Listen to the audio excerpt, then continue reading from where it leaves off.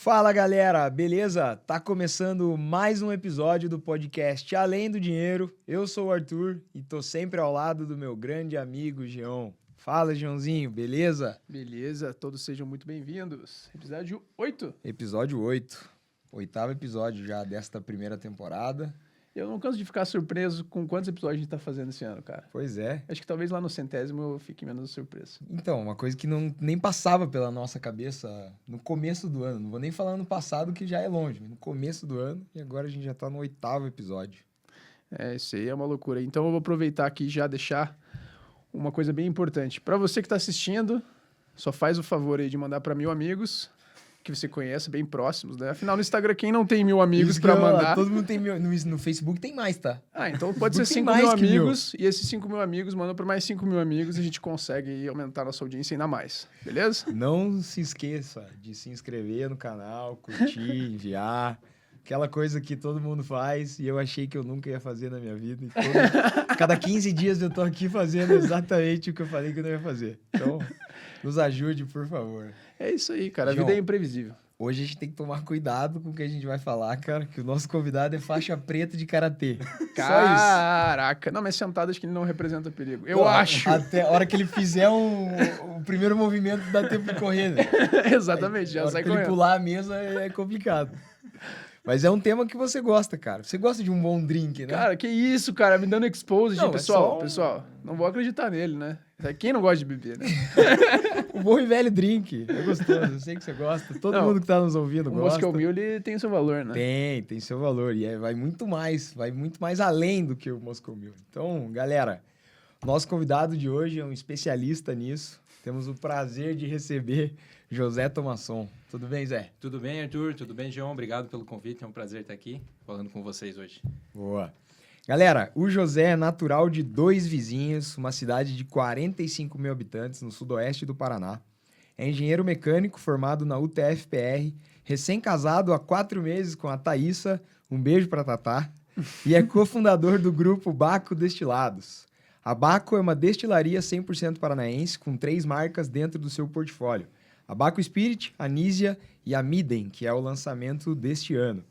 Hoje a empresa conta com 23 pessoas no time, cerca de 1.000 metros quadrados de fábrica, com sede aqui em Curitiba e uma filial em Minas Gerais. Ao todo, são mais de 1.000 clientes espalhados pelo Brasil em 21 estados, com mais de 200 mil litros de bebidas produzidas em 2023 e com uma meta de produzir algo próximo ao 500 mil de litros ainda em 2024. Que respirada profunda que você deu agora. Cara, você gosta quando a apresentação do convidado é longa, né? Eu fiquei olhando e falei, nossa, ele vai respirar. Que hora esse cara vai respirar? Cheguei no final, tá bom. Zé, conta pra gente, cara, como que um engenheiro veio parar no mercado de bebidas destiladas? Olha, cara, sendo bem sincero, não acordei um dia e falei, nossa, vou vender vodka. Não foi assim. Tudo começou em 2012, não, minto, 2006, na verdade. Começou comigo, mas assim, a história eu fiz as contas a história aqui, começa com o meu irmão. Não dava pra beber em 2006. O meu irmão, o Gilmar, que ele é meu sócio também, ele fez um ano de intercâmbio, ele morou na Polônia. Enquanto ele estava lá, ele conheceu muito da cultura de beber destilado dos poloneses, que é muito forte, muito mais forte que a brasileira. E lá ele aprendeu formas diferentes de beber, conheceu diferentes tipos de bebida, e lá é muito comum as pessoas fazerem o próprio destilado. Como aqui no Brasil, hoje, tem muita gente que faz a própria cerveja, faz outros produtos. Nessa época, tanto eu quanto ele, a gente fez o intercâmbio durante o ensino médio, o intercâmbio do Rotary, que você fica em casa de famílias. Então, você acompanha as famílias e tal, e lá ele via que as pessoas faziam em casa e era um jeito diferente de beber. Quando ele voltou, depois na faculdade, isso em 2012, 13, ele voltou pelo Ciências Sem Fronteiras, Mobilidade Acadêmica, para a França, de novo, conheceu um outro tipo de cultura de bebida, que a França já é muito mais pro vinho e tudo mais, mas tem um consumo de destilados bem legal e é muito diferente do brasileiro. E nisso lá, o meu outro sócio, o Rian, também fez o mesmo programa de mobilidade acadêmica, de intercâmbio na universidade, e lá eles conheceram isso e quando eles voltaram, eles tentaram reproduzir algo assim. O meu irmão, junto com um outro amigo dele, na época da Polônia ainda, tentaram produzir. O meu sócio comprava para revender e eu ajudava eles, mas isso em 2015, 14. Só que não foi muito para frente, não deu muito certo ali. E chegou um ponto que eles falaram, os dois, o meu irmão e o meu sócio, falaram, cara, vamos fazer a gente e vamos fazer de uma forma diferente, vamos levar de uma outra forma. E eles topou o desafio e falou, cara, vamos, mas eu acho que só nós dois não dá certo. Me convidou para entrar, porque era bastante trabalho em tese na época. Que hoje, você olha para trás, não era nada comparado com o que a gente faz hoje, mas para a época era bastante coisa que a gente ia fazer. E começou em 2017, a gente lançou a Baco. 2017, já com a ideia de vender, já com a ideia de expandir.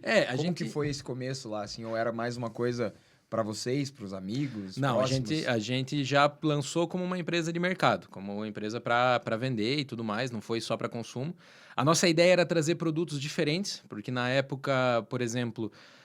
você não tinha muitas opções de bebidas aqui para consumir. Ou você tinha as brasileiras, que muitas vezes não tinham tanta qualidade, ou era difícil de achar alguma boa, ou eram muito artesanais, o restaurante que fazia, o senhorzinho que fazia, e você tinha as importadas, que eram muito caras. Então, a nossa ideia foi trazer os produtos que teriam, na nossa cabeça, teriam um consumo aqui, só que era difícil de encontrar. Tanto que o nosso primeiro produto foi um limoncello, que é uma bebida muito tradicional italiana, e que aqui, o que você encontrar, você vai no restaurante italiano, às vezes o chefe lá faz e por aí vai, ou então você encontra os importados que, na época que nós lançamos, não tinha nenhum abaixo de 90, 100 reais. Hoje, um importado não custa menos que 150.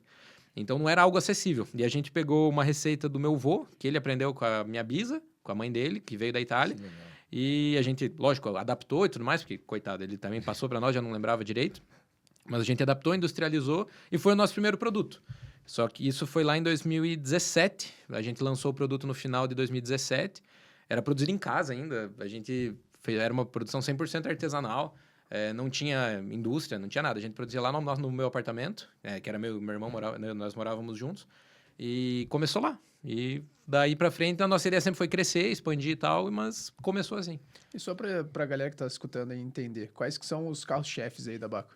Hoje o nosso carro-chefe é a vodka Baco, que é o nosso principal produto. Ela é tanto o nosso maior faturamento, nosso maior volume.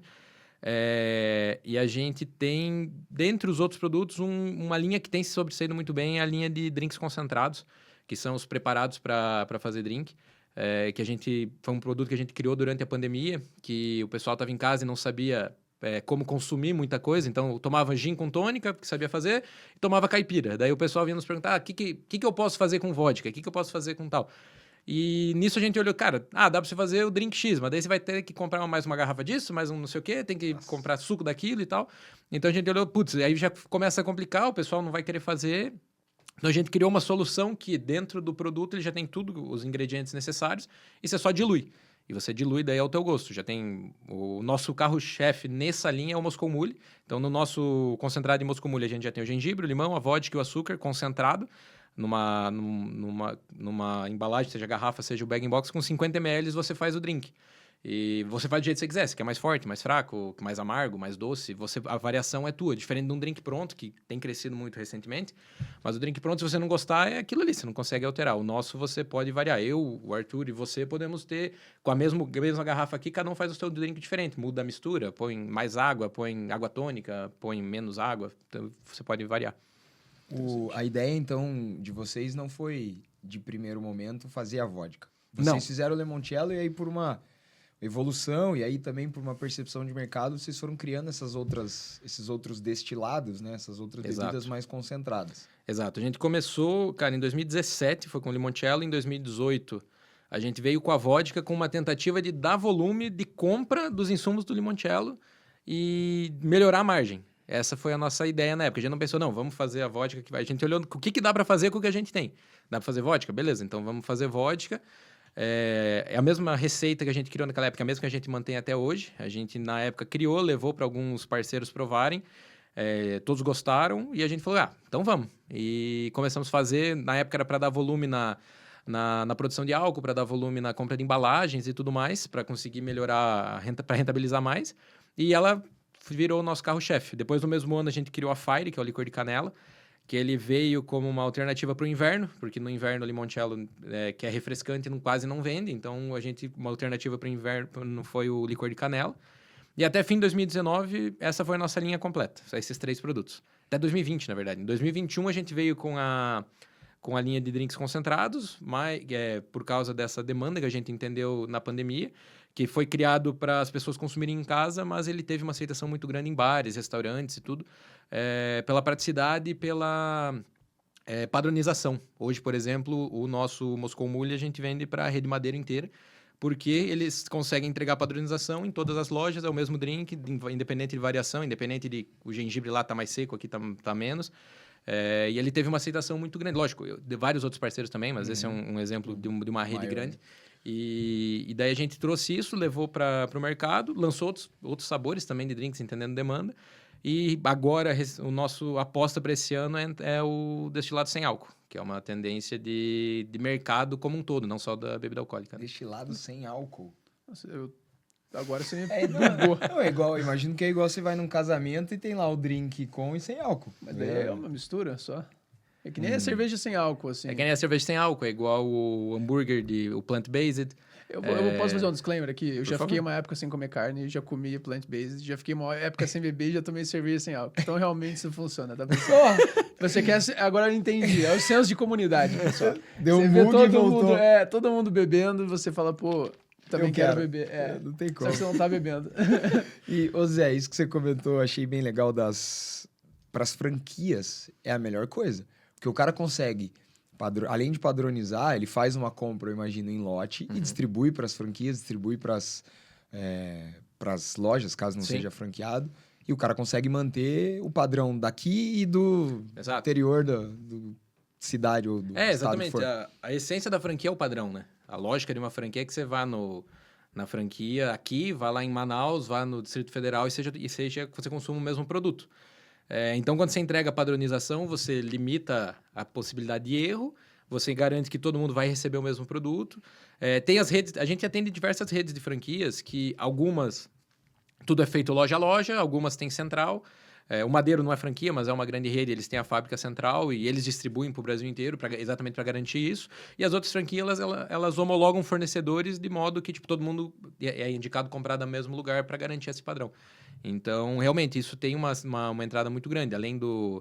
A gente já trabalhou com esse produto, a gente trabalha com o Porks, que tem 50 e tantas unidades no Brasil. A gente trabalha com esse produto, o concentrado em si, a gente já trabalhou em algumas bebidas do Sirene. A gente atende outras redes, mas nem todas usam esse produto em si, né? Mas ele é uma alternativa muito boa para garantir padronização. Cara, eu não sou um exímio consumidor de álcool, mas tem um produto da Baco que é muito bom, o de jambu. Qual tem um nome especial? Eu nunca lembro o nome, porque eu sei que todas as bebidas deles têm um nome. Não, jambu é jambu mesmo. É jambu mesmo. Eu sei foi... que tem a Nutelka, a Ninha, igual vocês estão vendo ali atrás, mas essa de jambu eu indico para quem estiver nos ouvindo aqui. A Jambu é engraçado, porque ela foi uma oportunidade que veio de um parceiro. Não foi nós que criamos, a gente comprou a marca e a receita. Foi um fornecedor de um parceiro nosso, o Janela, precisava de alguma ajuda ali para expandir, para crescer e atender a demanda que vinha desse nosso cliente em comum.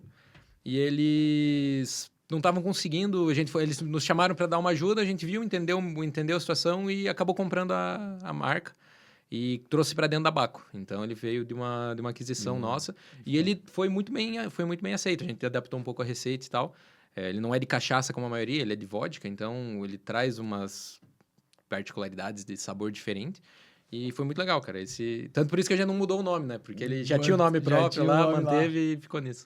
Cara, e como que é esse mercado de bebidas, quando você fala de Campari, fala de essas grandes marcas, até a própria Ambev, que pode ser que venda sua cerveja, enfim. Como que é essa competição de vocês, que são mais local e estão expandindo para o Brasil todo, já que vocês vendem para o Madeiro, então...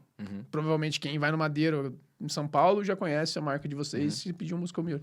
Como que é essa competição nesse mercado? É bem complicado, para falar a verdade, porque você pega uma multinacional... O orçamento deles é alguns anos do nosso faturamento. O orçamento de marketing deles é alguns anos do nosso faturamento, para uma região. Então, principalmente quando você trabalha com isso, eles têm um poder muito grande. No mercado de bebidas, eu não sei como que é nos outros, mas no nosso mercado, grandes casas geralmente têm contrato de exclusividade, as grandes chegam e põem uma luva grande e fecham a exclusividade ali. Então, a gente tem essa certa barreira que a gente não consegue. Ah, você tem que... Putz, não posso porque tem a multa. Chega uma outra grande, cobre a multa, troca e pronto. Nós não temos como, né? Então, isso acontece muito. Agora, em outros pontos, a gente tem algumas vantagens também. A gente é muito mais rápido para algumas coisas, a gente consegue adaptar muito mais rápido, a gente consegue estar muito mais próximo dos clientes, principalmente quando você atua localmente. Nosso principal praça é Curitiba. E hoje em Curitiba a gente tem uma boa presença de mercado, muito em função da gente estar presente, estar ali junto. Liga 10h30 da noite, acabou a bebida, a gente vai entregar. Liga 2 da manhã, a festa tá lá, tá nas últimas litros, a gente dá um jeito de entregar. Que isso acaba sendo algo que os outros não conseguem fazer, né? É só a agilidade do pequeno, o grande não tem como ter. Só tecnologia, daí já é outra conversa. Agora, em produto, em indústria, essa parte acaba tendo... A nossa vantagem é o estar próximo e o ser ágil. Mas a gente consegue, muitas vezes, em função de ter uma estrutura menor, uma estrutura mais enxuta, às vezes ganhar no preço também. É diferente você manter 20 pessoas e manter, sei lá, 250 mil, que a Ambev vai ter, eu não sei quantos são, mas estrutura, fábrica, tudo, o custo de manter tudo isso também é mais baixo. Você tem menos escala para diluir, mas o custo também é mais baixo. Então, dependendo, você consegue trabalhar. A gente tem que inovar em algumas coisas, como embalagem para melhorar o custo-benefício, melhorar o envio, melhorar a logística, tudo mais, mas não é um bicho de 7 cabeças que a gente não consegue fazer. A gente trabalha um monte e consegue, mas também não é lá muito fácil. Agora mesmo lá em Belo Horizonte, um cliente nosso, a gente estava em negociação e chegou, não lembro qual das empresas que foi, chegou 1 milhão de luva para ele assinar a exclusividade. Cara, como é que eu vou competir? Não tem como. Então, assim, é complicado nesse ponto, mas em relação aos outros clientes, a gente consegue manter uma competitividade legal. É interessante porque o tamanho também é uma vantagem para vocês, né? Só que aí, trazendo para o nosso paralelo de mundo aqui, a gente também vê isso, que em grandes instituições as coisas andam mais devagar. A gente tem essa agilidade no atendimento, tendo poucas pessoas. Só que aí tem uma outra dor, que é como que você escala isso? Exatamente. Essa é uma coisa que a gente mais bate ali, que sempre que a gente está discutindo alguma coisa em relação a crescimento, em relação a isso, sempre alguém levanta, mas nós não podemos engessar. Tem que colocar processo, tem que ser assim, o cliente agora, ao invés de fazer assim, vai ser assim, mas não pode engessar. Essa é uma coisa que a gente sempre bate muito, a gente tem que estar próximo, a gente tem que estar ali, porque foi assim que nós crescemos. Eu muitas vezes falo, o que nos trouxe aqui não vai levar para frente, eu concordo, mas tem coisa que tem que manter. O máximo possível que der para manter, a gente tem que tentar manter. Eu acho que, assim, essa é a grande dificuldade quando você vai crescendo cada vez mais, porque agora a gente tá falando de franquia. Você tem que manter um padrão. Cara, como que você vai manter um padrão e uma cultura de uma empresa se você expande para diversos lugares? A Portfel é um pouco disso, né? A Portfel é uma empresa relativamente nova, tem 5 anos, e a gente vê que quanto mais escritórios são propostos para serem abertos, mais tem essa dificuldade de entender, como que eu vou transferir essa cultura de São Paulo para o sul do país, para o norte, para o nordeste, para onde for, sem que eu perca a minha essência, né, de negócio. Acho que essa é a grande dificuldade de toda coisa, né? E, Zé, vocês são muito fortes aqui em festas universitárias, festas maiores, né? Aqui no Curitiba, Paraná. A gente desenvolveu um trabalho com esse público, que principalmente o público universitário, através de alguns parceiros de empresas de formatura, empresas de eventos, começou assim, e depois a gente fez um trabalho ponto a ponto, onde a gente consegue... A gente olhou para um mercado que as empresas grandes não olham, que é o mercado universitário. Vocês, quando estavam na faculdade, provavelmente vocês foram em eventos, foram em coisas, você vê que geralmente é bebida ruim, geralmente tem que fechar a conta, né, pô? Tem que fechar cobrar R$30 no open bar, não dá. Exatamente, mas geralmente é uma bebida de pior qualidade, você não tem marcas presentes, você não tem muito disso. Hoje, um pouco, em função da entrada das empresas produtoras de evento nisso, subiu um pouco essa régua, então hoje você tem festas de faculdade que tem, e não digo nem formaturas, eu digo festas cervejadas e tal, tem show de atração nacional, tem tudo isso, porque entrou as produtoras de formatura e tal, como estão entrando nisso, porque já é o mercado que eles trabalham. Mas eu, por exemplo, na época que estava na faculdade, eu participava de centro acadêmico, essas coisas tudo, e quando você ia fazer qualquer coisa, você não tinha apoio nem na faculdade, às vezes. Tipo, era difícil até conseguir ajuda lá dentro. Então, a gente olhou para isso, como a gente recentemente passou por isso, eu formei tem 4 anos, meus sócios 10, mas a gente tinha ainda um pouco de contato com isso, começamos a fazer um trabalho com algumas coisas mais específicas, que teriam um pouco mais de entrada ao nosso produto, E quando a gente começou a trabalhar, a gente começou a entrar nas formaturas e começou a ter a demanda para as festas, para cervejadas e tudo mais. E daí a gente foi entender até onde que a gente se encaixava nisso. E nisso veio um ponto que nós entendemos que a Baco não entrava ali, seja por preço, seja por questão de posicionamento. E nós lançamos a nossa segunda marca, que é a Anísia, que é uma marca de destilados voltados para grandes eventos, para maior volume e menor preço. O processo de produção segue o mesmo padrão, muda um pouco a matéria-prima e a gente consegue entregar um custo um pouco mais baixo para ganhar para atender altos volumes que precisam de custo menor. Então, por exemplo, a gente tem muitos clientes dela de eventos e grandes eventos e tudo mais, mas a gente também conseguiu transicionar ela para atender o bar, atender o restaurante. Tem vários. Ela ficou com uma qualidade muito boa, né? Não é de forma alguma um produto ruim. Ele é um produto não tão bom quanto o tabaco, mas ainda é um produto bom. E a gente consegue atender muito bem. E hoje a gente tem uma pessoa dedicada nisso dentro do nosso time, só para atender esse público, só para atender o público universitário, atender as atléticas, atender os centros acadêmicos, atender os diretórios. E ele mesmo já teve a percepção que quando não... Até porque ele está no meio, né? Quando não tem a nossa marca, quando tem alguma marca inferior, ou quando não divulga que marca que vai ser a bebida, o pessoal já começa, vende menos ingresso, faz mais coisa, porque o pessoal, a régua realmente subiu. Que legal. Na nossa época, se a garrafa fosse de vidro, já era lucro. Eu ia falar isso agora. Ninguém tava nem aí. Kaiser era luxo. Quando tinha uma Sky... Nossa, a Sky era um ponto alto. E a gente ainda duvidava que era uma Sky. Exatamente. Mas esse agora, que legal. Então, agora por mais que eles queiram preço para poder viabilizar a festa, exige também uma certa qualidade. Exatamente, mudou, porque né? o público existe. O público exige isso. Agora, no último feriado de Corpus Christi, a gente fez...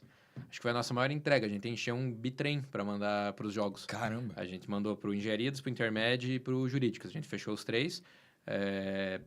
Numa das entregas foi de bitrem. São os maiores, né? Os maiores aqui do Sul. O que rivaliza ali em tamanho é o que tem em Santa Catarina, na praia, no final do ano. Esse a gente não tem. O Comunica.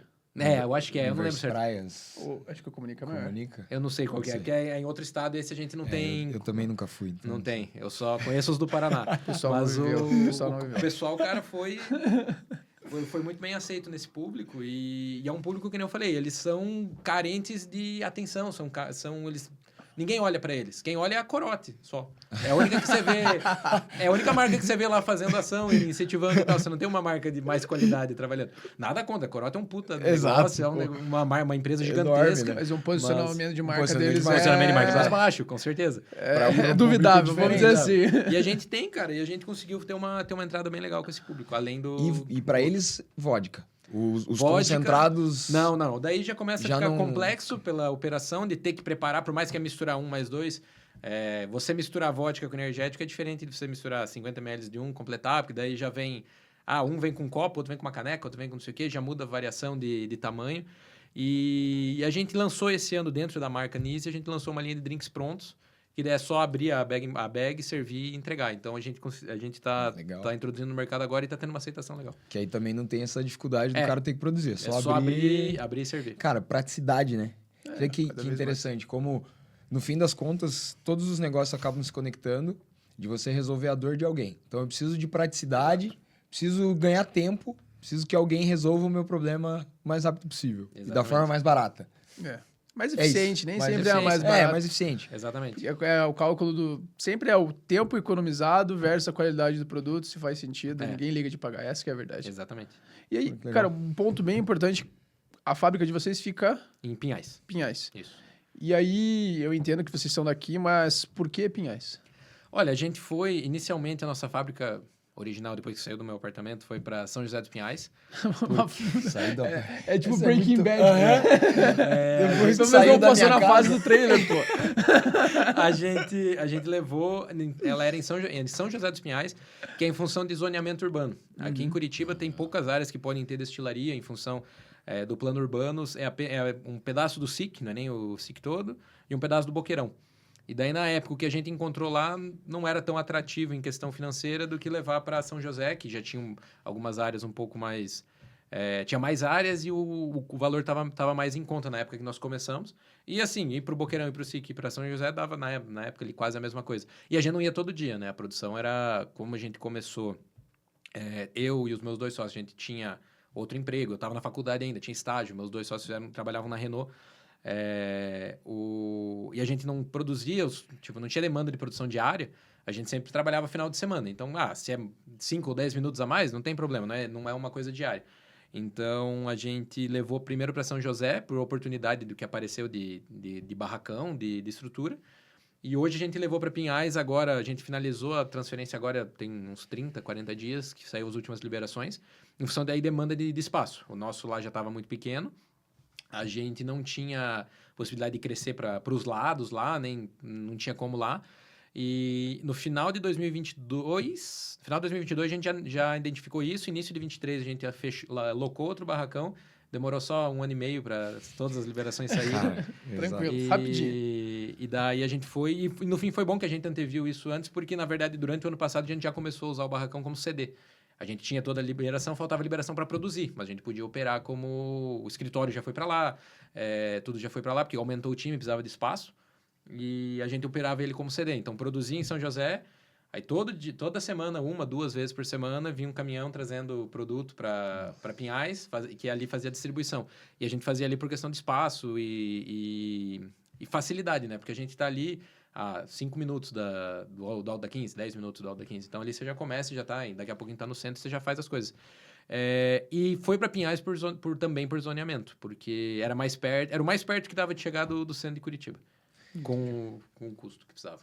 Zé, eu queria entrar um pouco nessa parte complexa de você operar uma empresa de destilados, que, como você mesmo disse, leva 1 ano e meio para conseguir todas as liberações. E eu acho que essa mesma dificuldade acaba acontecendo em todas as áreas, né? De marketing, de vendas, porque você não pode abrir o Instagram ou qualquer outra rede social ou televisão e falar beba. Porque não pode. Então você tem que pensar em toda uma operação, todo o marketing, tudo, porque é um mercado diferente, é um mercado mais difícil de operar. Queria que você falasse um pouco sobre isso, assim, sobre essas dificuldades da coisa. Inicialmente, a parte... Colocar a fábrica para funcionar, a gente tem algumas... Por mexer com produtos alimentícios, então você tem que atender a Anvisa, atender o Ministério da Agricultura, e a gente trabalha com produto inflamável, então tem que atender os bombeiros. O que mais demorou para nós nessa última transição foi os bombeiros. Demorou, teve várias remarcas, já era uma planta um pouco maior, precisava de mais coisa e tal. Esse demorou para aprovar o projeto. Depois que aprovou o projeto, a vistoria foi rápida, foi tudo certo, mas para aprovar o projeto demorou, porque como vai e volta o processo, geralmente não volta para a mesma pessoa. Então, a pessoa que está recebendo não sabe o que o outro pediu, ele vai analisar o processo inteiro de novo. Começa do zero. Inteiro de novo. Então, ele às vezes nem olha o que o outro bombeiro tinha pedido para alterar, mas ele fala, você tem que alterar isso aqui e tal, e segue assim. Depois disso, cara, sendo bem sincero, se a gente não tivesse a gente ficou 1 ano e meio pagando 2 aluguéis, pagando 2 estruturas, 2 águas, 2 luzes, 2 alarmes, 2 segurança. E assim, nem sempre você consegue, né? Às vezes tem gente que não consegue, que já quebra aí, que não consegue nem abrir, na verdade. E já no resto da operação, cara, a gente tá sempre aprendendo. Principalmente quando você pega em propaganda, que nem você comentou do marketing, tem algumas leis, algumas coisas que você tem que seguir, mas às vezes tem diretrizes da plataforma que você está usando. E às vezes a diretriz muda, daí você tem que lembrar que mudou e direto recebe lá alguma coisa. Não pode vídeo levando a garrafa na boca, tem que trocar. Não pode usar essa palavra, tem que mudar e agora todas as legendas tem que estar com aprecio com moderação, não destinado para, tipo, toda aquela norma legal. Isso você vai aprendendo com o tempo. De início, os primeiros 3 anos... Era nós mesmos que fazia, era uma vergonheira. Nossa rede social era uma vergonheira, cara, que era... Nós não sabemos nada, né? Nós até falamos aqui no início, se eu dependesse disso, eu tava passando fome, porque eu não entendo. Aí depois a gente trouxe alguma pessoa especializada, hoje a gente tem um time interno, e daí muda outra coisa, né? Muda da água pro vinho. O negócio é copiar a Red Bull. Olhar e falar, estilo de vida. Estilo de vida. Se você tomar isso aqui... Você vai sair amanhã andando de avião e pulando de paraquedas. E eu acho que cada vez mais as bebidas têm indo pra esse lado, né? Quando você vê as propagandas, ele não é sobre a bebida, é sobre você querer ser aquilo. Aquele personagem, aquela experiência. Por exemplo... O próprio Campari fez muito isso com o Negroni. Você vê hoje que o Negroni é uma personificação do lifestyle. Exatamente. O Negroni é o drink mais vendido do mundo, tem uns 5 anos já. E foi um trabalho muito forte da Campari. E, na verdade, eu acho que todas as coisas hoje têm migrado muito para isso. Você deixa de vender a solução, você vende a experiência, você vende o senso de comunidade, você vende o que aquilo representa. A de bebida um pouco é por norma mesmo, que você não pode mais, igual tava a propaganda de cerveja dos anos 2000, clássico, que passava em horário nobre, não pode mais o que a Ambev, Não a tá Antártica, liberado. igual faziam naquela época. Aquela bem sutil que eles faziam. Né? Aquilo não pode mais. Agora, você tem algumas normas e tal, e na verdade, pelo pouco que eu entendo, de marketing, o que eu vejo é que realmente migrou para isso, né? Hoje em dia é difícil você vender o produto, você vende a experiência, vende a comunidade, você vende a solução, você vende o benefício. A Red Bull que você falou, por exemplo, não tem uma postagem com a lata. Você não vê. Você pega o Instagram do Red Bull, nada. ele vende o lifestyle, a comunidade. Que o Red Bull sempre foi mais caro que os outros e continua vendendo um monte. Até, eu não lembro... eu não lembro certinho o que era, mas, tipo, a Red Bull, quando ativa em local, por exemplo, ela ativa numa festa, alguma coisa, aí eles colocam a lata. Porque daí você, por exemplo... se o espaço vende Red Bull, ele não vai servir no copo e te dar o copo. Ele tem que te dar a lata. Se a Red Bull põe dinheiro lá e ajuda, tem que te dar a lata. Porque daí os outros têm que ver você com a lata na mão. Uhum. Mas em comunicação deles, aí já é outra conversa. E eu acho que contribui muito também para esse mundo. Filmes, séries. Você vê um seriado, por exemplo, sei lá, vamos pegar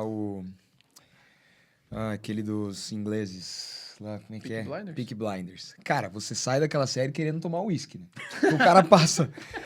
o cara passa o episódio inteiro, tudo que ele vai fazer, ele... Pô, vou pegar um uísque aqui pra tomar. 6 horas da manhã. 6 horas da manhã. Pô, tá difícil minha vida. Tem um problema. O Velozes e Furiosos, você vai comprar um fardo de Corona. Exato, você compra um fardo de Corona. E que eu acho que contribuiu muito, inclusive, pra isso, né? O Toretto, a vida inteira tomando Corona. Acho que a gente também é um pouco influenciado por isso, assim, Sim. é interessante. Eu acho que com as redes sociais, assim, pensando se for parar com a mudança do marketing para aquilo que a gente vai falar dos outros episódios, o Instagram, o TikTok, eles são usados para promoção da sua profissão através do seu personagem na internet. Exato. Então você vende a experiência, você vende uma história.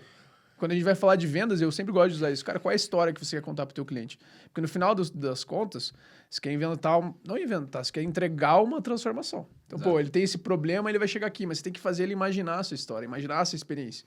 Se falar para ele que essa experiência vai ser agradável, a chance dele querer comprar é muito mais. Ninguém quer passar por uma experiência difícil. Se eu chegar assim, Zé, tua empresa tá faturando X, eu vou chegar em 10X, mas você vai ter que sofrer 10 anos. Você vai falar, porra, cara, será que eu quero? Mas se eu pintar uma história bonita pra você, não, vai acontecer isso, você vai falar, pô, legal. Aí quando você vai ver, já passou. Já foi. Não, e até porque uma venda muito técnica, nesses casos, também ninguém quer saber. Exatamente. Eu quero saber da minha aposentadoria quando eu tiver com o meu dinheiro no banco. Quanto que vai me render? Eu quero saber se o CDI, se o IPCA, se não sei o que. Cara, eu quero saber o benefício lá. Quando eu tiver aposentado e vivendo dos rendimentos. Exatamente. Disso. Foi uma evolução interessante, assim. Você para pra pensar, assim, quando você conversa com as pessoas. E é bem isso que você falou. Você entender o que a pessoa quer e como que ela vislumbra isso. Porque tem o cara que é técnico, fala, não, beleza, eu preciso que você me dê uma rentabilidade de 10% ao ano. Aí fala assim, não, esse aqui eu preciso eu preciso pagar meu aluguel.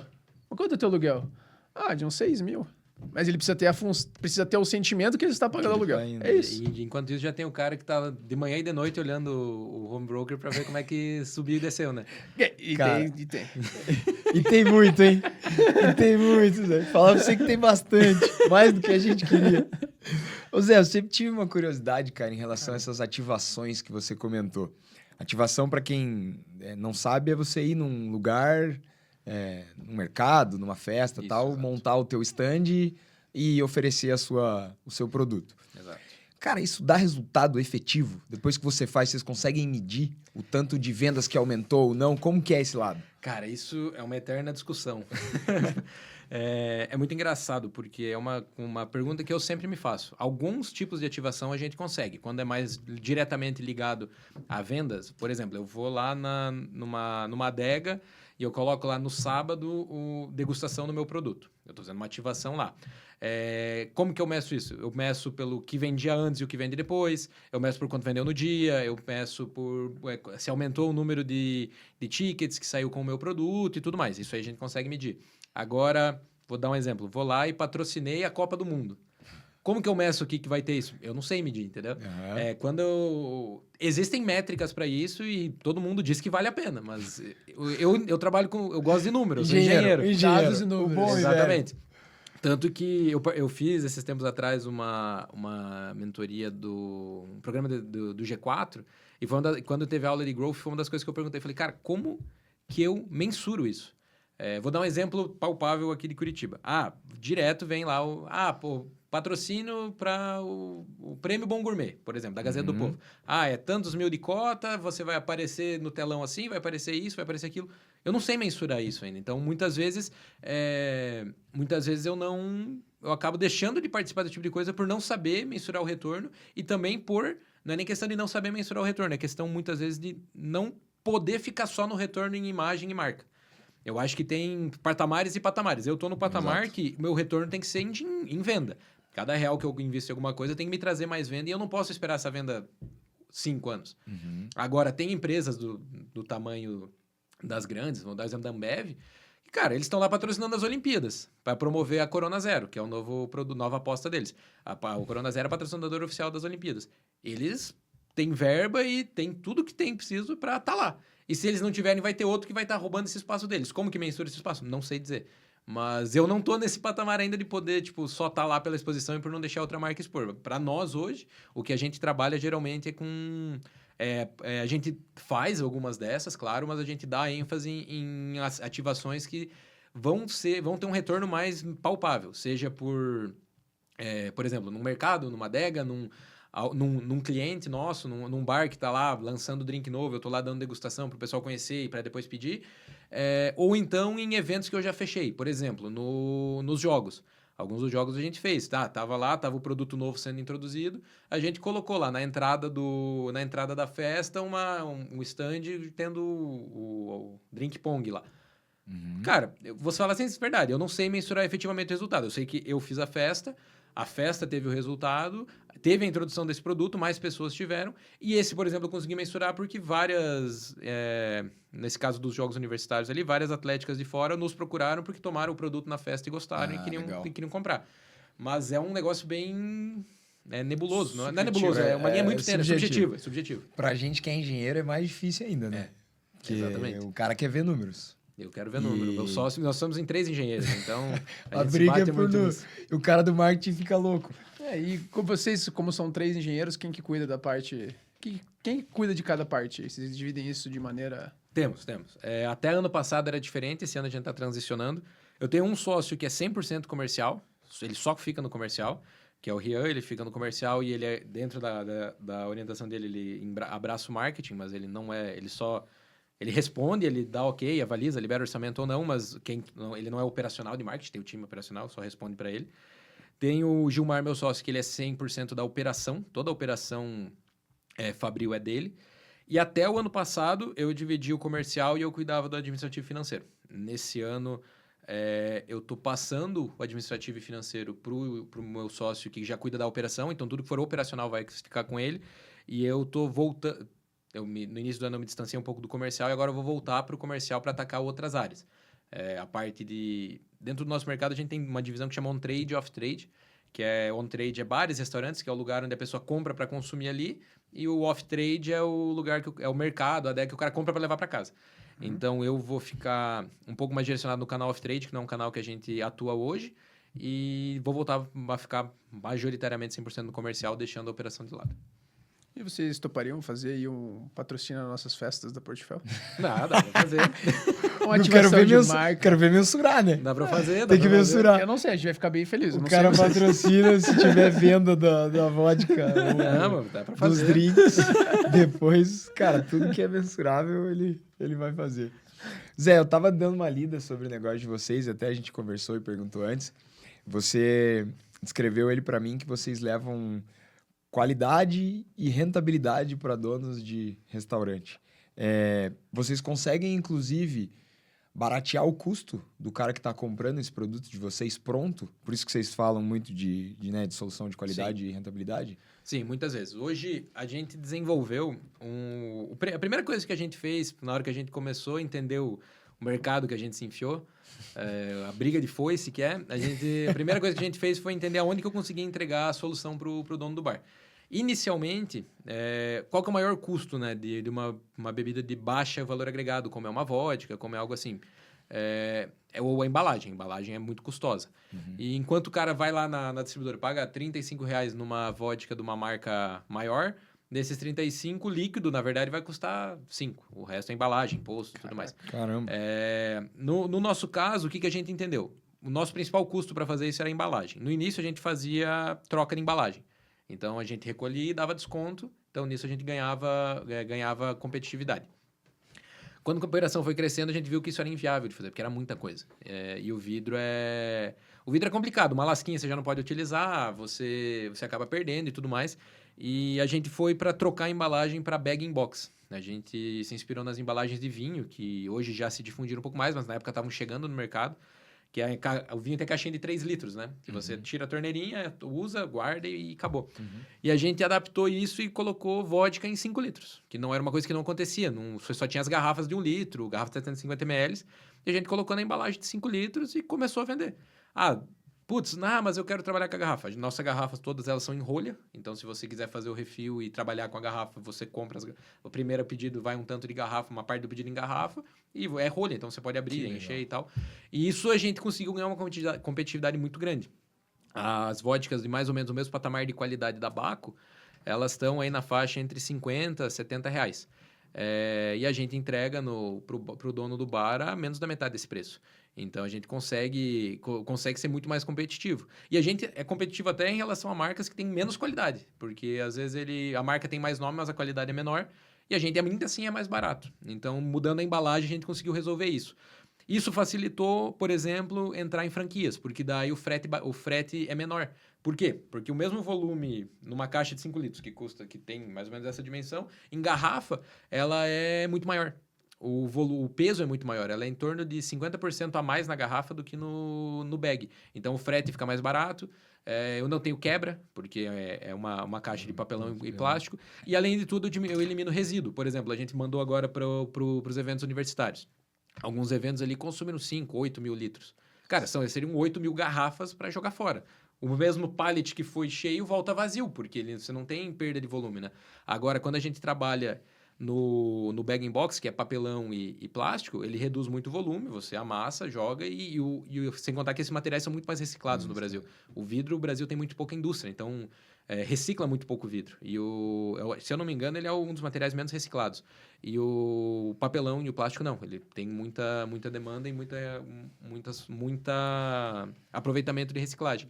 E quando a gente coloca os produtos que são solução de preparo também, às vezes, se o estabelecimento faz o próprio insumo, o custo fica muito parecido, o dele fazer e o nosso.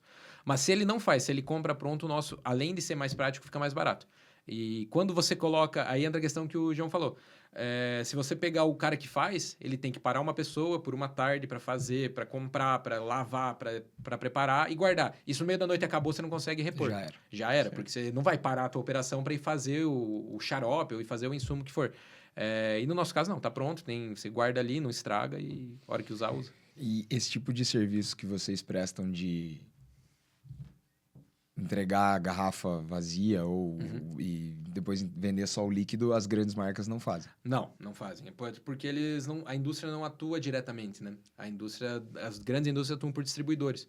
Aí eles vendem para o distribuidor e o distribuidor revende.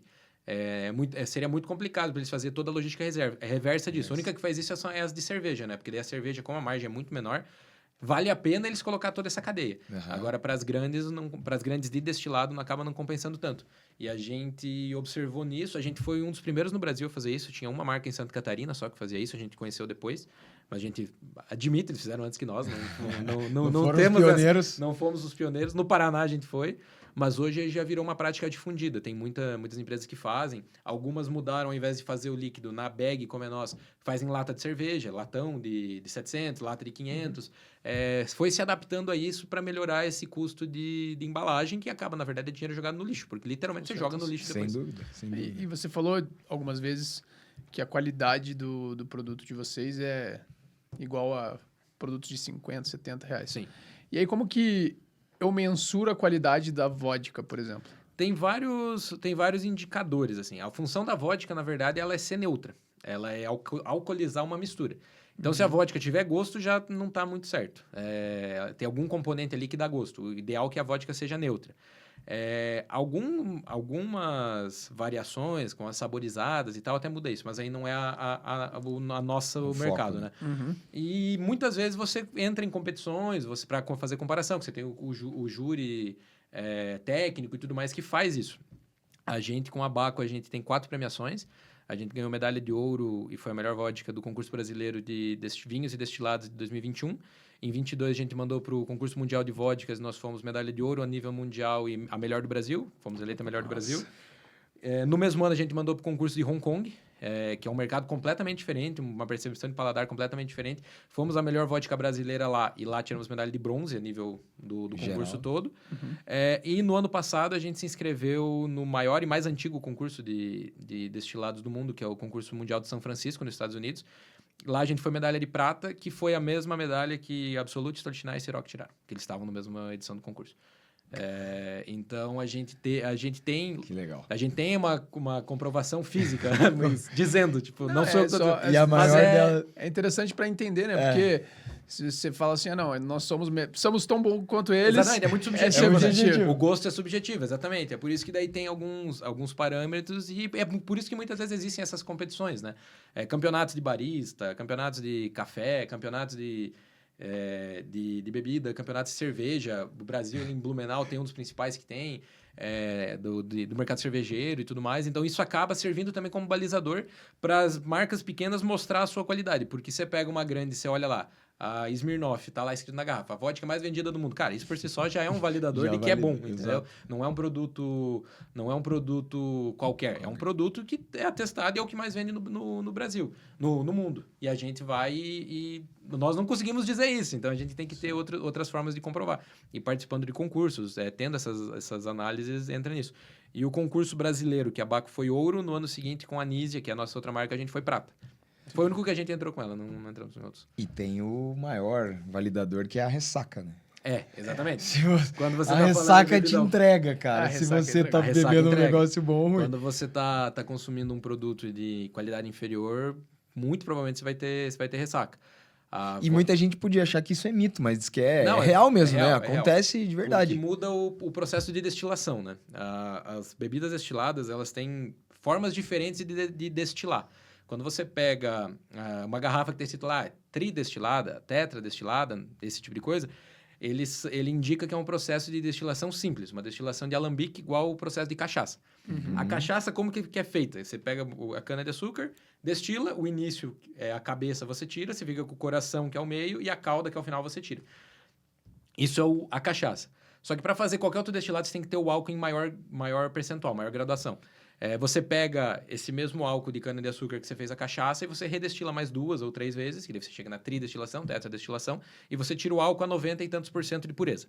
E esse álcool você usa para fazer a vodka, para fazer o gin, para fazer outras coisas. Então, quando você faz isso, você joga o mesmo produto várias vezes passando pelo mesmo processo. Ele tem um limite de onde esse processo consegue chegar de pureza. Ele deixa mais impureza, ele deixa um pouco mais de resquícios de componentes químicos que causam ressaca, que são os aldeídos, acetonas, o próprio metanol, que é um outro tipo de álcool, mas que na fermentação ele entra junto. E quando você vai para esse tipo de processo, ele tem uma limitação. Aí depois você tem que fazer filtragem, você tem que fazer alguns processos que encarecem o processo todo para eliminar isso, e muitas empresas não fazem, porque em tese ele já está num grau alcoólico, um grau alimentício. Quando você vai para um processo, ele tem o seu segundo processo, que é chamado de retificação, que ele é muito parecido com a destilação de petróleo, que é por etapas. Você não destila tudo, depois redestila de novo e destila de novo. Você pega todo aquele componente, você aquece, cada parte a uma temperatura e pressão diferente. Então, eu vou explicar grosseiramente, que quem entende isso é o meu sócio que é engenheiro químico. Mas Você tem, por exemplo, várias câmaras, digamos assim, dentro é uma torre, dentro dessa torre, cada tantos metros ali é uma câmara. Então, aqui tá, por exemplo, a 80 graus e sim. um bar. Aqui tá 82 graus e um bar e meio. E daí, nisso, você vai tirando cada composto na sua temperatura específica. Até que chega o ponto que você consegue tirar um álcool muito mais neutro e com muito menos impureza, que você já conseguiu tirar todas as impurezas antes. Então, ele fica com muito mais qualidade, só que é um processo mais caro. Por isso que geralmente esse tipo de produto é usado nos produtos de maior valor. Esse processo é o que a gente usa na Baco. Aqui no Brasil, vodkas que vão aí até uns 30, 40 reais, 45 de prateleira, a maioria trabalha com um álcool de cana que é feito por destilação de alambique, que é essa destilação mais simples. Quando você vai para as importadas, maiores, principalmente as marcas europeias, todas trabalham com álcool de cereais que é feito retificação, porque é o único que é liberado lá, na verdade, né? Isso foi uma coisa, quando a gente fez a Baco, a gente foi olhar para os países que sabiam fazer. Então, a gente segue a legislação, a norma de produção russa para produzir. Tipo, tem que ser cereais, tem que ser isso, tem que ser tal coisa. O limoncello, a gente segue as orientações de produção da Itália. E por aí vai. Cara, a cultura... Ele falou da Rússia, eu ia comentar agora, né? Em 2018, eu fui para lá na Copa, eu e a Gé. E, cara, é impressionante a cultura de beber vodka dos caras lá. É louco. Cara, uma das cenas mais impressionantes, assim, que eu vi, além de toda a festa que a galera faz, que os sul-americanos estão fazendo, a gente chegou num bar, assim, como se fosse esses bares abertos que tem aqui em Curitiba, vários, né? Cara, tava um telão enorme, todo mundo vendo o jogo. Chega um russo, cara de russo, assim, ó. Imagine aquele russo clássico, era esse cara. Ele chegou com uma mochilinha, assim, parecia que ele tava saindo do trabalho. Ele chegou com uma mochila, abriu a mochila dele, tirou meia melancia, colocou em cima da mesa, uma garrafa de vodka, pegou uma colher. Cara, ele comia uma garfada de melancia e um gole de vodka. Cara, tomou inteira, levantou, foi embora como se nada tivesse acontecido. Na verdade, a garrafa de vodka tinha água e cara, você achou que era vodka. Isso? Não tem como. Não, é engraçado, cara. É engraçado. E lá tem muito, cara. Você vai no mercado, assim, é impressionante, cara. Igual ir aqui comprar cerveja. Exatamente, tem muita variedade, muita marca, as garrafas bonitas, assim, E você falou uma coisa interessante, que esse processo ele é mais caro. Sim. E aí, como você trabalha na parte financeira, não sei se você quer abrir esse tipo de coisa, mas você deve ter ideia do mercado. Quanto que é a margem das grandes marcas versus a margem de vocês? Cara, vou ser bem sincero, eu não sei dizer exatamente a margem das grandes marcas. A gente consegue ter uma noção porque os grandes grupos são listados em bolsa, né? Sim. Então, por exemplo, a Diageo, que é a maior empresa do mundo de destilados, que é a dona da Johnny Walker, é a dona da Tanqueray, é a dona da Smirnoff, da Ketel One, de várias marca dessas marcas. Só marca pequena. Nunca escutei nenhuma, nunca bebi nenhuma. Nunca, não sei do que você tá falando. Eles são listados na Bolsa de Londres. E daí, quando você olha, a margem de lucro líquido deles é acima de 2 dígitos. Eu não lembro se chega a 20, mas é de 15 para mais. Não lembro certinho o valor. A Pernod, que é a segunda maior, que é a dona da Absolut, do Chivas, da Beefeater e tudo mais, eles são franceses e eles são listados na Bolsa de Nova York e eu acho que na de Paris também. Mas a margem deles também é um ponto diferente. Assim, em percentual, não difere muito da nossa. Não difere muito do que as pequenas conseguem chegar. Na verdade, às vezes, as pequenas conseguem chegar até mais em margem bruta, mas aí a questão de... A nossa operação volume, é custosa pelo volume. Daí, quando volume. a margem operacional até é boa, mas aí quando você vai pôr as despesas de operação, aí cai bastante, porque por exemplo, a nossa meta para o final do ano é chegar perto de 500 mil de litros. A Diageo tem uma das plantas dela no Ceará tem capacidade de 12 milhões. Só uma das plantas, eles têm várias outras. Então, é um volume muito maior. Lógico, a estrutura também é maior e tudo mais, mas o volume é muito maior e eles têm uma rede de distribuição muito maior, né? Cara, e é um mercado gigantesco. Não, e esse é um ponto interessante, que essas grandes marcas, elas usam muito as vantagens tributárias do Norte e do Nordeste para fazer a produção. Exatamente. Que torna mais agressiva ainda, vamos dizer assim, as vendas, né? E a maioria das grandes, vai estar em região sucroalcooleira. Por a produção de cana-de-açúcar, eles já trazem a matéria-prima para fazer a destilação. Que daí até ganha competitividade até nisso, porque eles já têm lá as plantações, já tem lá a Diageo, por exemplo, que é a maior do mundo, eles são donos da Ipioca. Eles compraram a Ipioca, usam a base deles e usam todo o canavial que a Ipioca tinha. Então, eles têm a plantação já, eles têm tudo. Então, verticaliza, fica mais barato. Verticaliza tudo, exatamente. Que essa é outra dificuldade, né, do setor de vocês. Bom, de todos os setores brasileiros, a carga tributária é um negócio tranquilo. absurdo. Mas no tranquilo. setor de bebidas É muito grande, né? muito grande, O né? pessoal fala muito agora que na reforma vai ter lá o imposto do pecado, né? Que, bebida, cigarro vai ser maior, mas já é maior. Já é, Tipo, não tem? é basicamente uma adaptação do que já existe, porque são produtos sujeitos à substituição tributária e os MVA são ridículos, são altíssimos. Nossa, a gente tem, no estado do Paraná, só o ICMS, só a substituição tributária do ICMS, fora o ICMS nominal, dá mais de 30% além do valor da nota. Daí você ainda tem todos os outros impostos, IPI, ICMS e tudo mais. É tranquilo ser empresário no Brasil. Nossa, Aquela boa e velha tranquilidade. escolhe um ramo ainda que é bem nada hostil. O Pouco pessoal, concorrido, carga tributária baixa, Cara, e marketing, perfeita. marketing dos concorrentes Tranquilos. são marcas celebridades. pequenas, né? Pra Não, você e é competir. louco, cara, porque quando você começa, Cara, você massa, cara. geralmente nem sabe disso. Você fala, vou fazer isso aqui. Aí você começa a fazer, você começa a ver, daí você fala, putz, agora eu já tô fazendo, né? Agora tem que adaptar. Mas esse é o negócio que a gente fala do empresário e de todo mundo que resolve começar alguma coisa. Se você pensar muito, você não vai fazer. Não. Se você tivesse estudado o mercado por anos, você não teria ido para esse mercado. Não, na Você verdade, não isso teria serve ido pra pra quase tudo, né? Exato. Assim, você tem que fazer uma breve pesquisa para você também não pular de cabeça numa piscina vazia, mas pensar demais Sim. é perigoso. É. Senão você não vai. Hoje a gente faz essas pesquisas. Quando a gente começou, Não, foi de exato. cabeça Hoje- na piscina vazia. Isso é um ponto até curioso. Qual que é o objetivo de vocês aí, quando você vislumbra a marca de vocês aqui? Cara, o meu... Que é o norte, né? Porque o meu- vai mudar várias vezes no meio do O caminho. nosso objetivo é ser reconhecido como uma marca tradicional brasileira.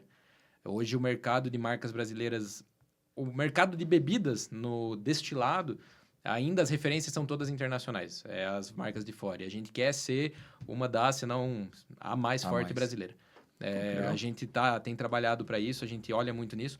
Quando a gente começou, a gente não tinha noção e, na verdade, a gente deu um pouco de sorte no timing que a gente começou, porque o mercado de bebidas destilada artesanal, na verdade, o mercado de alimentação e bebidas no Brasil, ele segue muito as tendências americanas.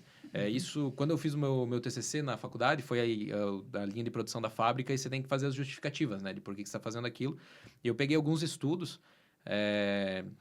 que mostram exatamente isso, que o mercado brasileiro, que mostram o mercado americano, e olhando o mercado brasileiro, a gente entendeu que o mercado costuma seguir o mercado americano com alguns anos de atraso. Antigamente era mais tempo, mas hoje mais rápido em função de rede social, internet e tudo mais.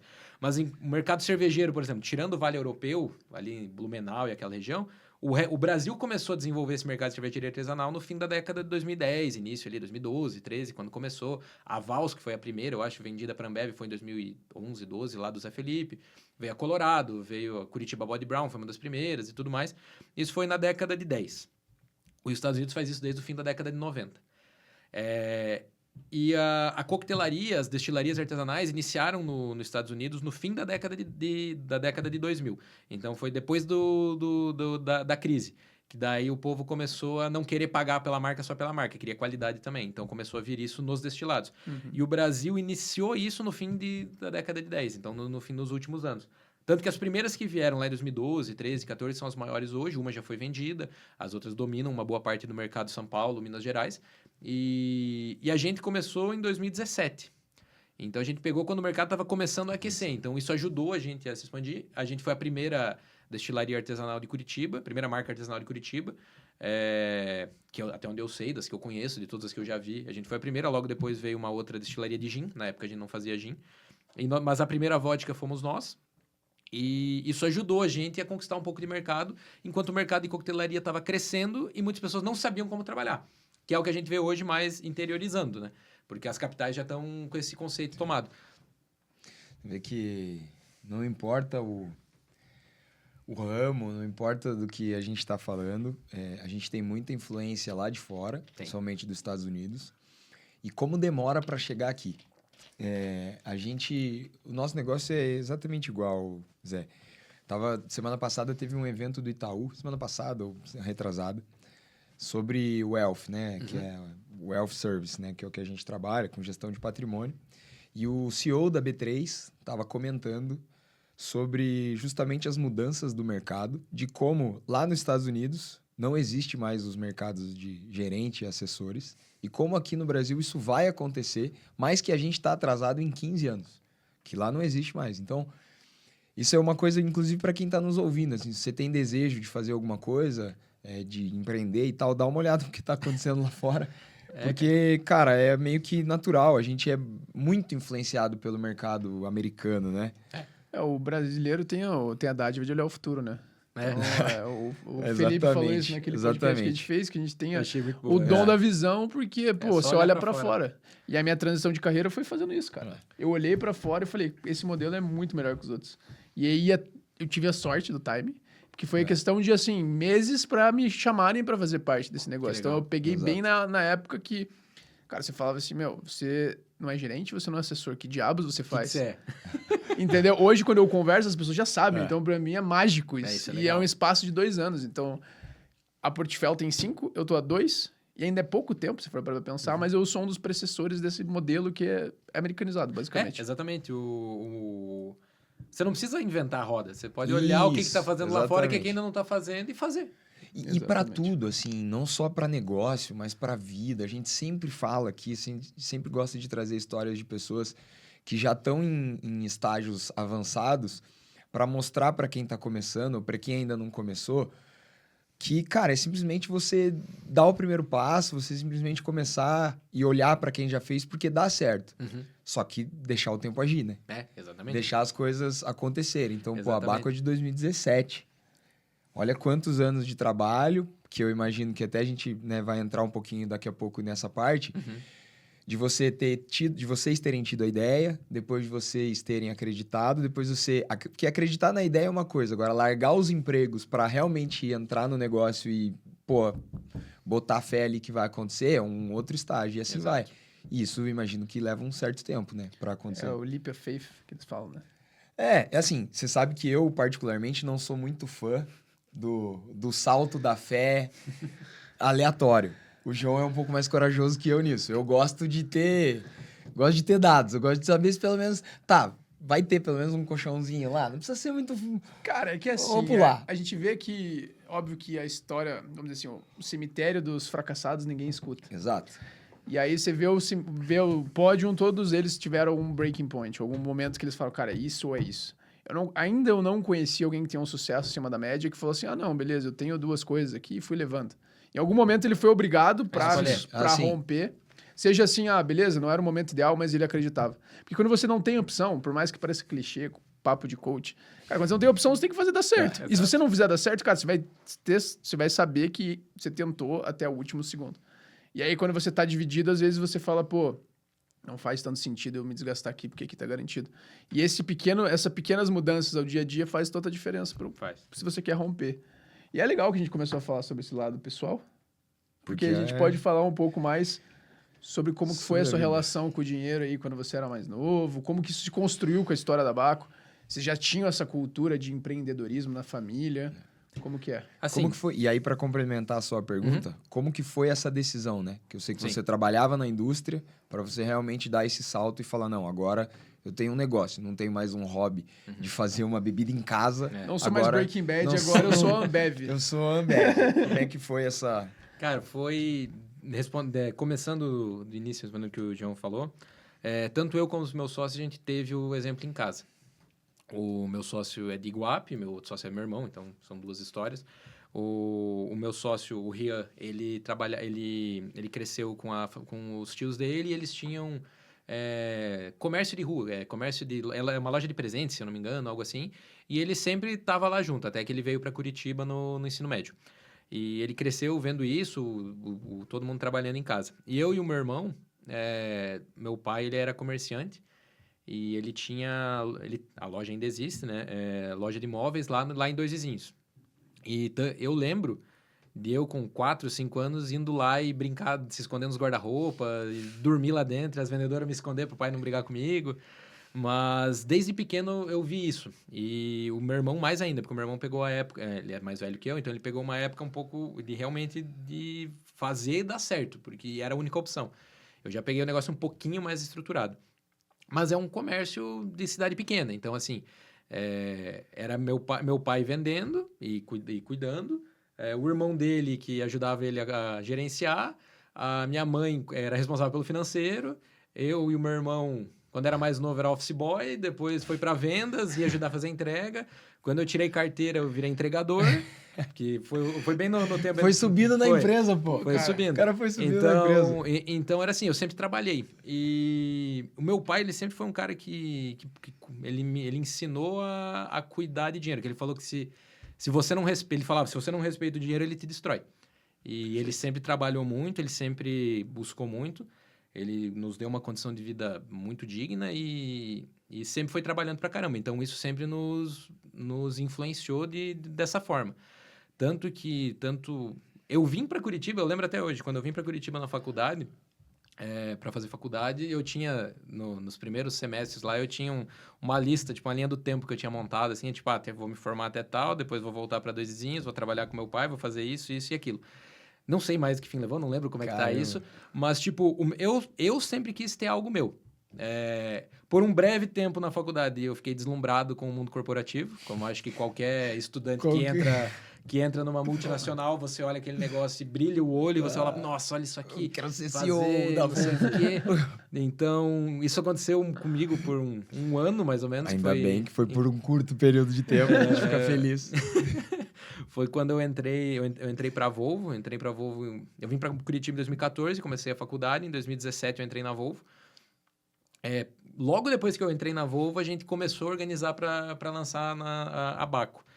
E eu tive a Baco e um outro trabalho por 3 anos, mais ou menos. Então, eu entrei na Volvo em 2017, no fim de 2018 eu fui para New Holland, fiquei lá até o fim de 2020. E daí foi quando eu saí do mundo corporativo. Dentro eu saí da New Holland e efetivamente eu trabalhei por 3 meses numa gestora de projetos que prestava serviço para New Holland. Foi quando eu saí, daí estava na pandemia, não estava renovando o contrato, não estava nada. Eles me chamaram para trabalhar lá, porque eu já trabalhava direto com eles. Mas aí quando acabou a experiência, eu falei, não, tô saindo. Que foi início de 2021. Em janeiro de 2021 foi quando meu primeiro mês 100% na Baco na época. E veio essa decisão porque a gente veio... 2017 foi um mês de empresa propriamente dita, então não dá para contar, mas 2018 e 2019 foi o segundo e o terceiro turno ali. Em 2018 ainda foi 100% em casa. 2019 a gente alugou o barracão e construiu a fábrica. Janeiro ou fevereiro de 2020, saiu todos os registros finais da fábrica. Em março deu lockdown. Nossa. A gente praticamente só atendia bar e restaurante, como ainda é o nosso forte, mas hoje a gente tem um pouco mais de pulverização. Veio o lockdown, fechou, os bares e restaurantes pagaram a conta praticamente inteira, porque embora muitos deles não conseguiram operar de jeito algum. E o nosso faturamento que vinha ali para março, abril, maio e junho juntos não dava o faturamento de um mês normal. A gente conseguiu renegociar o aluguel, conseguiu renegociar algumas coisas. A gente tinha outro emprego, então isso foi muito bom também na época.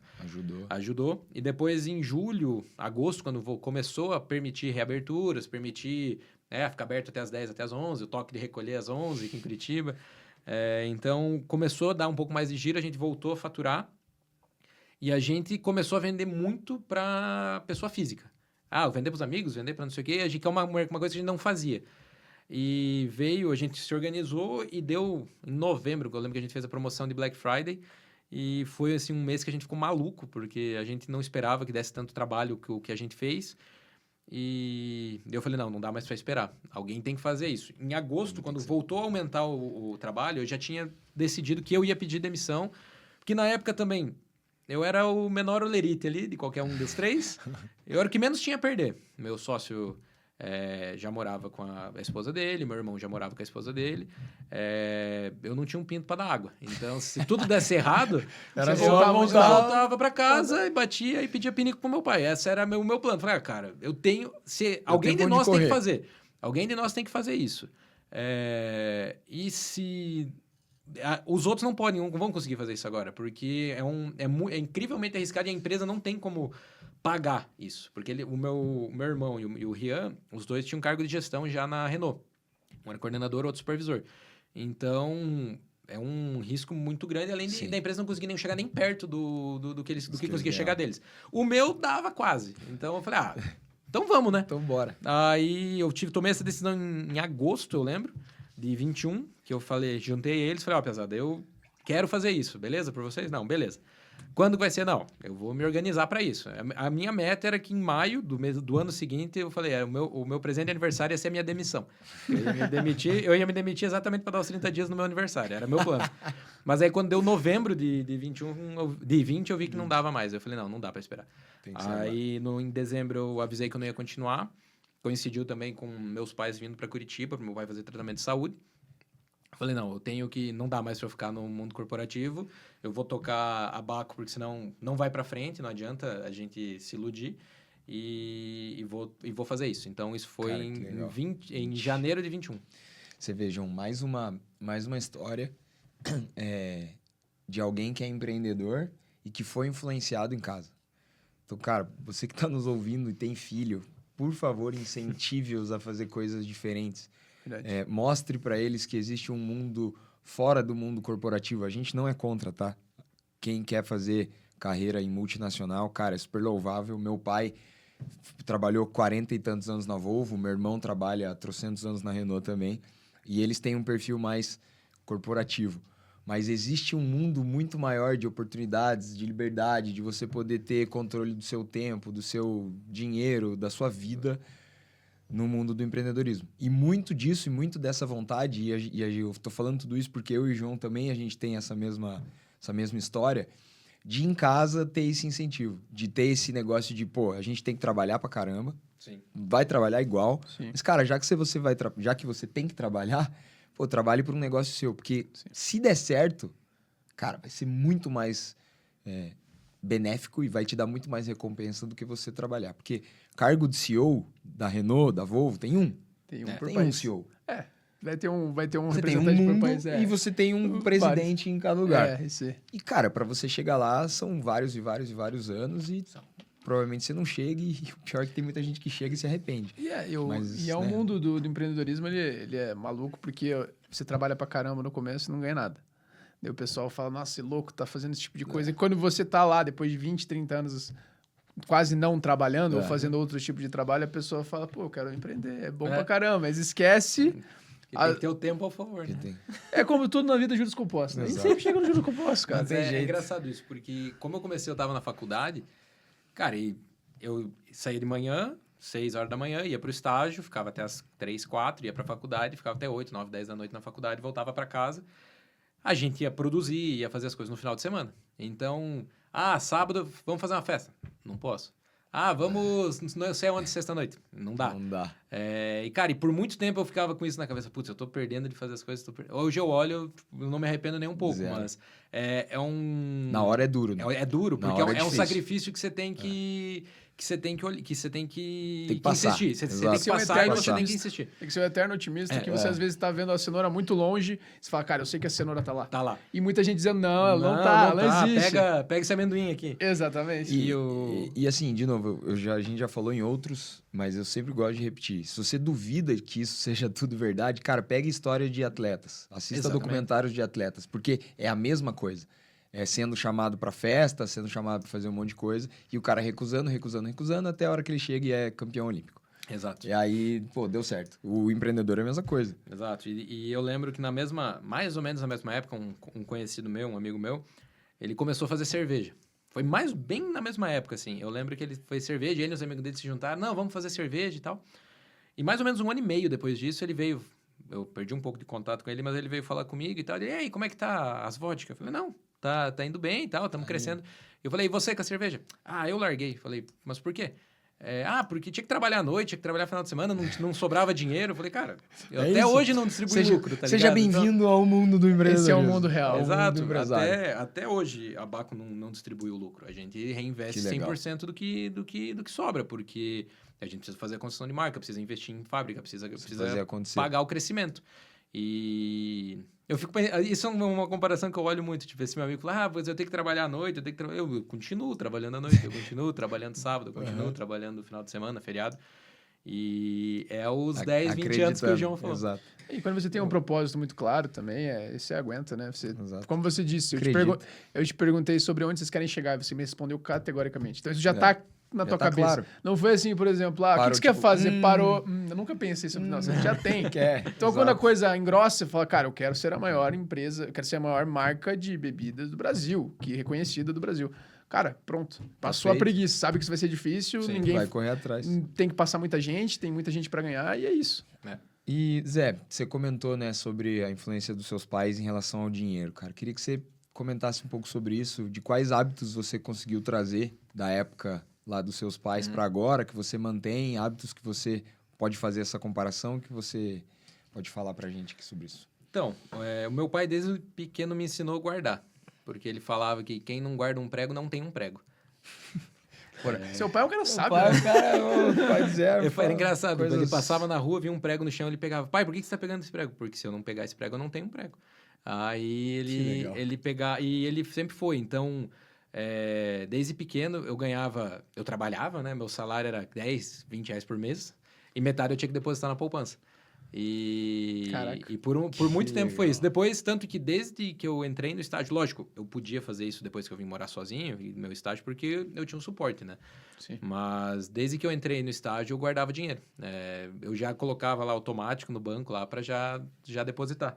E no início, o salário de estagiário de 500, de 900, R$1.000, eu tirava 50 reais.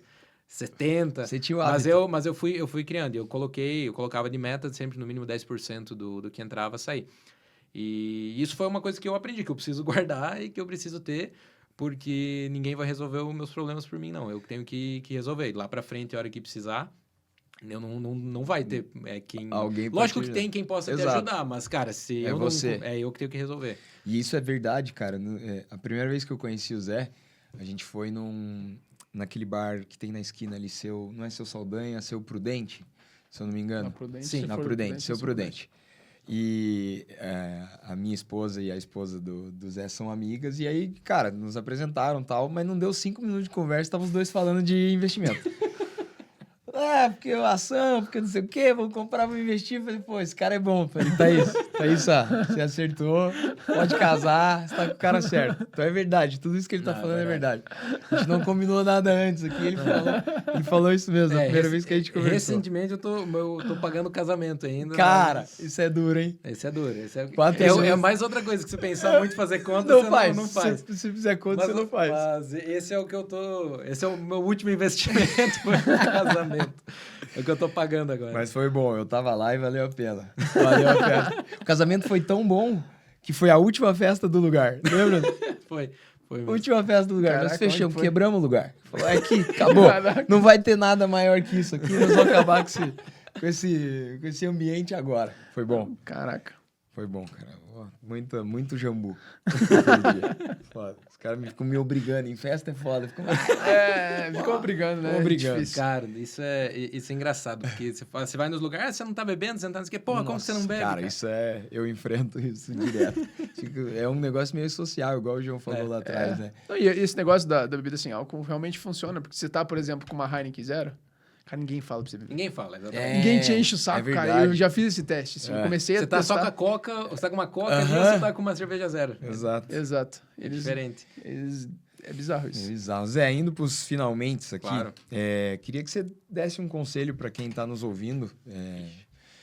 Começar assim, se alguém que tá nos ouvindo quer começar a produzir vodka ou, enfim, alguém que tá pensando em começar algum negócio ou trocar de emprego ou fazer alguma coisa que dê medo, se puder deixar uma mensagem pra galera. Mensagem de apoio. Uma mensagem de fé. Olha, eu acho que tudo que você faz com vontade, tudo que você faz se propõe a fazer e que você põe esforço nisso, tende a dar certo. Então, se é uma vontade, se é algo que a pessoa deseja, se a pessoa já... às vezes não adianta também ficar esperando planejar o momento perfeito e ter o plano perfeito, porque ele não existe. Ele nunca vai chegar ao momento que você tá tudo perfeito.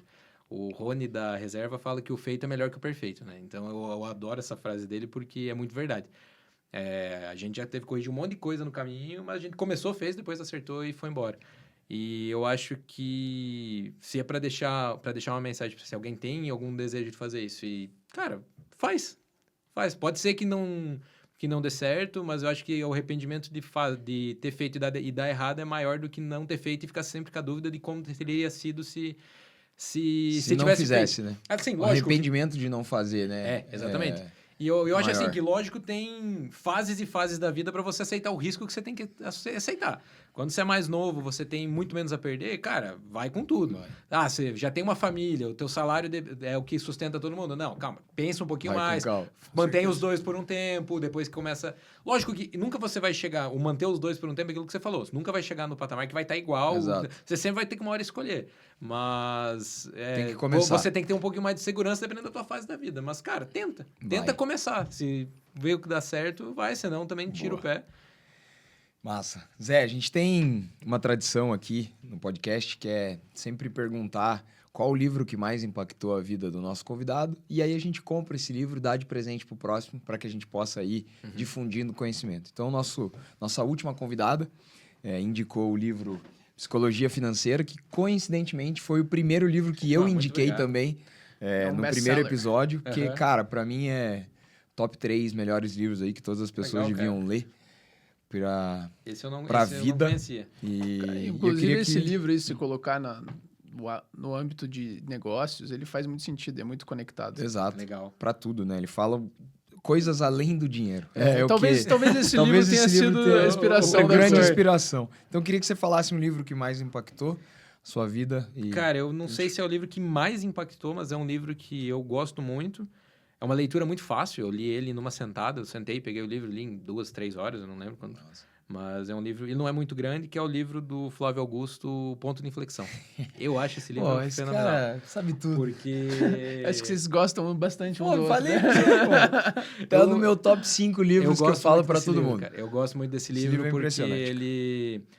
ele traz muito dessas visões de, tipo, tomar a decisão e o ponto que você muda a tua trajetória, o ponto Exato. que muda.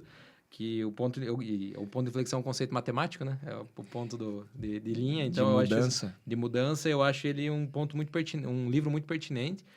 Porque é esse tipo de história que inspira um pouco, ajuda a dar coragem de fazer algumas coisas que a gente não tem coragem às vezes. Exato. Cara, eu gosto tanto desse livro, assim, que sem dúvida, assim, a gente lê muita coisa durante a vida e são poucos que nos marcam. Esse livro que você falou, do Ponto de Inflexão, do Flávio Augusto, é um que me marcou muito, porque eu li ele quando eu ainda estava entre colégio e faculdade, começo de faculdade, que ele traz justamente esse conceito de que você tem poucas decisões que realmente mudam a sua vida. A gente acha que a gente toma decisões todo dia, mas certas decisões de você aceitar ou não, ou fazer ou não alguma coisa que realmente mudam o destino da sua vida. E nessa hora você tem que ter consciência disso, tem que ter tranquilidade para buscar a melhor decisão possível, porque você pode ir para um lado ou para o outro. Então, cara, baita indicação.